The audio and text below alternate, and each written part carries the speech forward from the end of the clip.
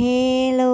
สบายดีทุกคนเมนูสุดพิเศษสำหรับพาข้าวของแม่แก้วมื้อนี้ก็มีทั้งป่าทั้งกบเลยแหละส่วนป่าเนาะก็ได้ปลาเสื่อมมาตัวใหญ่ใหญ่ยัดดีแต่ส่วนกบเนาะก็บ่แม่นกบเลี้ยงได้นี่เป็นกบจากธรรมชาติส่วนกบกับป่าที่แม่แก้วได้มาเฮ็ดอาหารในมื้อนี้แม่นแม่แก้วได้มาจากตลาดเช้าวังเวียงปกติไปเลาะแต่ละเทื่อก็บ่ค่อยปรากฏเห็นกบกับป่าที่ว่าตัวใหญ่แบบนี้บาดไปเลาะเทื่อนี้ถือว่าโชคดีเนาะแล้วก็มีบ่หลายมีซ้ำแม่แก้วซื้อมานี่แหละพอดีบังเอิญไปเลาะเห็นก็เลยซื้อมาเพราะว่าบ่ได้กินโดนและอันที่จริงก็มีหลายอยู่เนาะอยู่เวียงก็ได้กบเลี้ยงหั่นน่ะแต่ว่ากบธรรมชาติแบบนี้จะบ่ค่อยเห็นบ่ค่อยมีซุมื้อนี้ซอกหากินกบธรรมชาติแบบนี้ก็ซอกหาอ้าวยากๆแด่แล้วเนาะโดนๆไปหั่นไปนี่ก็จริงพบจริงพอเทื่อนึงแม่แก้วก็เลยจัดมาเลยซะอันที่จริงในใจก็ถ้าได้หลายเนาะก็อยากเอามาต้มป่นกินแด่แต่มื้อนี้เนาะเลาะหมดตลาดก็มีแต่กบ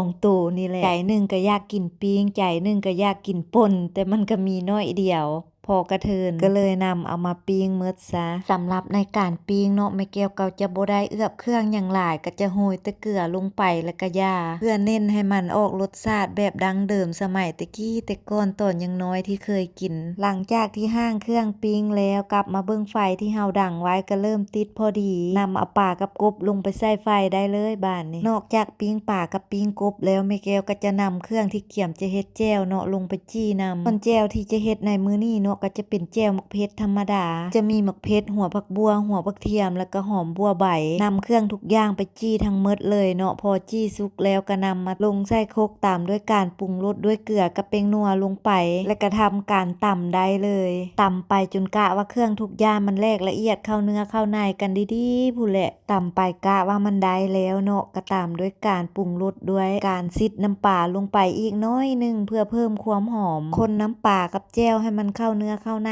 กันดีๆแล้วก็เตรียมถ้วยน้อยมาตักใส่ได้เลยบ้านนี้หลังจากที่ซิดน้ำปลาใส่ลงไปเนาะแจ่วของเฮาก็เริ่มมีกลิ่นหอมขึ้นมาทันทีเลยแจ่วมักเผ็ดแบบนี้กินกับปิ้งป่าปิ้งกบก็ถือว่าเข้ากันสุดๆเลยแหละเนาะหรือว่าได้ข้าวเหนียวฮ้อนๆเนาะนึ่งมาใหม่ๆแล้วก็คุยกับแจ่วแบบนี้มาบ่ายหั่นนะถือว่าแล้วคาบข้าวย้อนได้แม่แก้วนะเพราะว่าโดยรวมแล้วแม่แก้วก็เป็นคนกินง่ายอยู่ง่ายอยู่แล้วนะกินหยังก็แล้วไปกลับมาเบิ่งตอนนี้ปิ้งกบปิ้งป่าก็เริ่มสุกเริ่มหยังเลยได้นี่ส่วนกินหันก็ส่งกลิ่นหอมเอาแท้เอาว่าอาหารลักษณะแบบนี้ส่วนแม่แก้วเองก็บ่ได้กินมาเป็นเวลาโดนนานละจักดนบ่ดนเนาะจนบ่จื้อว่ากินครั้งสุดท้ายเมื่อใดปิ้งกบปิ้งป่าแบบนี้นะเวลาเห็นแล้วก็คิดฮอดอดีตคิดฮอดตอนสมัยยังเป็นเด็กน้อยอาหารส่วนใหญ่ที่ได้กินในสมัยนั้นก็จะเป็นอาหารพวกลักษณะแบบนี้หั่นแหละเนาะใช้เวลาปิ้งไปปิ้งมาในที่สุดทั้งปิ้งป่า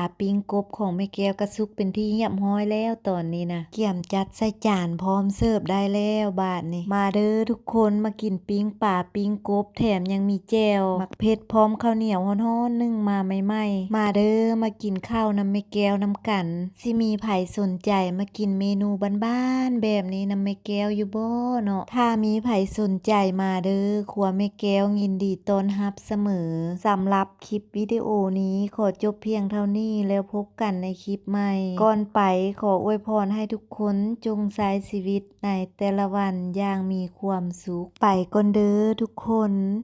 บ๊ายบาย